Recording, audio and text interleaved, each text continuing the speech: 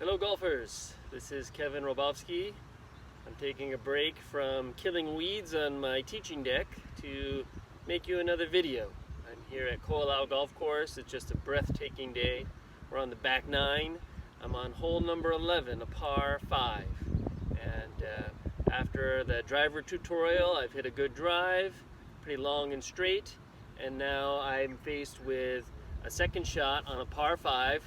Very difficult one here at Koalau. We have all these ravines to carry, so I have about a 250-yard shot over a ravine, and I'm going to hit a 3-wood.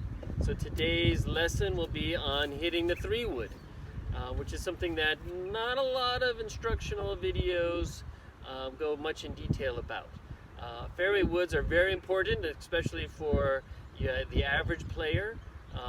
Most of the time on a long par 4, you're going to have to hit a fairway wood. A lot of ladies, a lot of seniors have to hit fairway woods for second shots, maybe most of the day.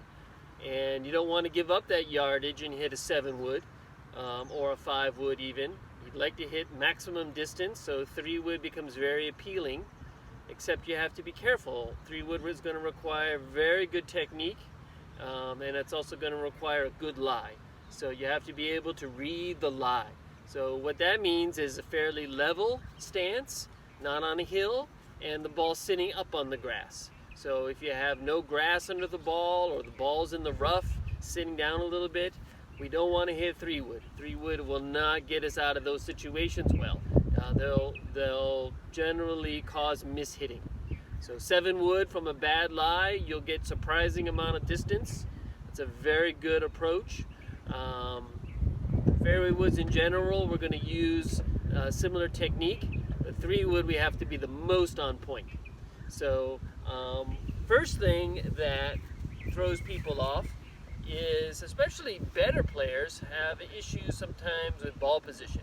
So 3-wood is kind of like a mini driver, and oftentimes better players will play it too far up in our stance, and as a result we'll hit it thin and we'll top the ball or just mishit the ball that way. So I would advocate, just like any other club, when you're hitting off the ground, we want to hit down on the ball. So we don't play it too far forward in the stance.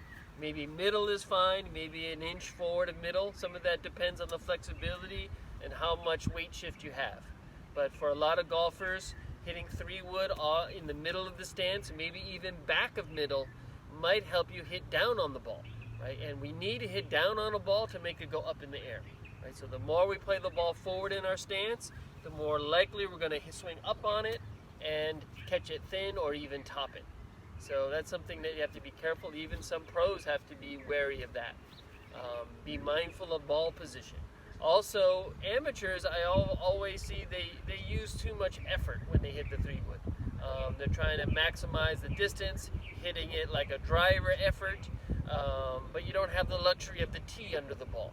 So what I see with a lot of amateurs is they fall out of bounds, right? So they're using their shoulders, they're using their upper body in general, a lot of grip tension, and they fall out of the shot. So no balance in the follow through. So what I would advocate for the average player is play the ball more in the middle of the stance, and we're going to go through the normal checklist. Right? The takeaway, right elbow is kind of tucked in, no body movement. Then I start my rotation. I don't add any flexion. Keep the club above my head. Shift the weight using the kinetic chain, feet, knees, and hips. Practice holding your wrist angle. Requires practice to do that. And then full release. Wrist recock, and then maybe close to touching your neck, probably not as much as the driver, because we are going to hit the ground and that is going to slow the club head down. So this is not all about club head speed. This is about hitting down, getting some compression, hitting it solid. So these things give us the distance with the 3-wood. Also, we want to do, go through our basic stretching routine that requires, the wrists, the shoulders, and the back.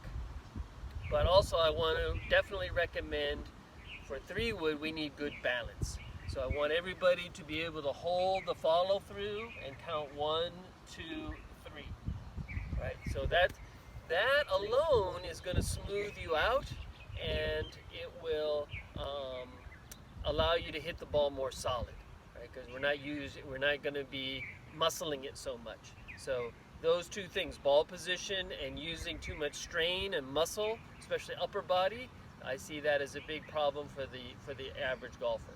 So let's do a couple little balance poses. So we did this a little bit in the first video, but I would recommend you can hold using the club first as a little bit of a crutch, right? And we can just lift your foot, right? We can point and flex, and then when you find your balance, you know, you can lift it up, and then bring the knees together, point and flex. Go on the other side, up, point and flex. This is all covered in my book, Ohm Golf. Knees together, point and flex. And then we add the twist. Right, maybe straighten the leg. Back down. Back. Add the twist. Look to the side. Straighten the leg. Maybe hold the foot. And back to the center. So there's a lot of great balance poses that you should be doing on a daily basis. As we age, we lose balance. So very important, especially in golf, because we have to balance on our left foot. So the key points here is I want to have that left foot flared out at address, about 20-25 degrees. That's going to help me with balance. My feet aren't going to be so wide like a driver, so the feet come in a little narrower. So that's going to allow my knees to come together, and my right foot is going to finish up here vertically. Right? So how many of you do that? Very few. A lot of people, the foot either comes over or it's crunching on the back, right? So I see a lot of gap between the knees, right? So what we're looking for in the follow through, in general, is I'm going to shift my weight, hold the angle, release, then my knees are going to come together, and then my right foot's going to come up to vertical. I'm going to hold 1, 2, 3. So the only way I can do that is I have to focus on my rhythm, my tempo, my relaxation. I can't be muscling it. If I muscle it, it's going to look something like this, right? I'm going to finish in a contortion, right? So I'm not going to have that nice clean alignment. I'm going to generally mishit the ball, and then I'm also going to put so much strain on my body that if I keep repeating that, it's going to lead to injury. So you're going to see the rule of thumb in golf is the more you strain, the harder you try to hit the ball, the more prone you're going to be to injury.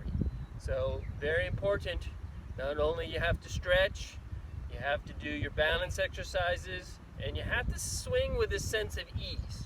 Really what we're trying to do is we're trying to get a sense of easy power. So this shot, probably more than anything else, would demonstrate. So I've got one of the probably an extreme shot. You would find this maybe 1 out of probably 20 courses. So I have a second shot, again, par 5. I'm 250 yards away. I have to hit over a ravine onto the green or near the green. Generally, with a 3-wood, I consider anything around the green a decent shot. I'm not going to be upset with myself. I don't want to have a big miss. I can definitely live with a small miss. If I hit the green with a 3-wood, it's a bonus, right? So, but it's not what I'm expecting. I just want to hit it solid, anywhere up there, give myself a birdie chance. That'll be perfectly acceptable. I'll be very happy with that. So let's see if I can execute this. Again, I'm going to go stand behind the ball first, kind of visualize the shot, maybe a small little fade off this slightly side hill lie. Work on my breathing. Let's practice swing. Step up to the ball. I'm going to go back on my 4 count.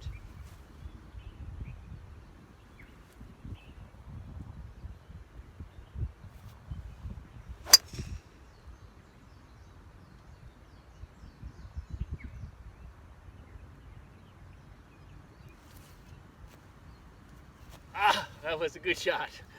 right at the center of the green. Unfortunately, there's a bunker right there, and I didn't carry the bunker, but I carried the ravine.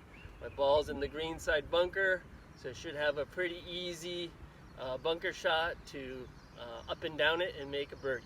So 3-wood is definitely a challenging club and one you have to be careful with. So again, remember the key points. You need a good lie, flat, ball sitting up, and then we want to play the ball more in the middle of the stance. If you're a younger player with a lot of flexibility, play it maybe a ball forward of middle.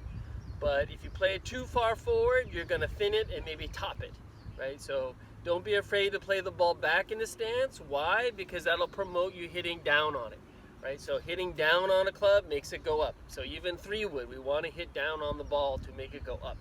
Very important.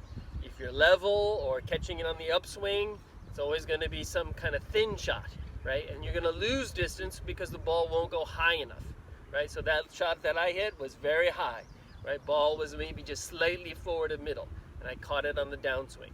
So you can hit the 3-wood high, but you have to hit down on it. You have to make good contact, and you got to be relaxed. So hopefully that swing showed you what we call effortless power. A very easy, my arms, my grip pressure, very light, and very soft, right? So the power is not coming from the arms and the shoulders so much. Those are more passive. It's coming from the rotation, the width of my swing, the kinetic chain, the holding of the angle, and the release, right? And anytime the ball's on the ground, we hit down on the ball. If you're having trouble hitting down on the ball, put the ball more back in your stance, maybe weight a little bit more on the left. So remember, driver, we're kind of slanted to the right, encourages us to hit up on the ball. When we want to hit the ball more on a downward angle of attack, you know, you can maybe lean a little bit to the left, and that will help, kind of like chipping. So chipping, we hit down on it, and generally when the ball's on the ground, we want to hit down. So I hope this is very instructive and enjoyable for you. The golf course is closed, so I can enjoy this beautiful scenery and share some video, share some knowledge with you, and I hope that this will brighten your day a little bit for those of us that are stuck inside and in isolation. We can still do some practice at home, and we can still continue our journey and about learning and improving all aspects of our life, including golf. So stay healthy, my friends. We'll see you the next time.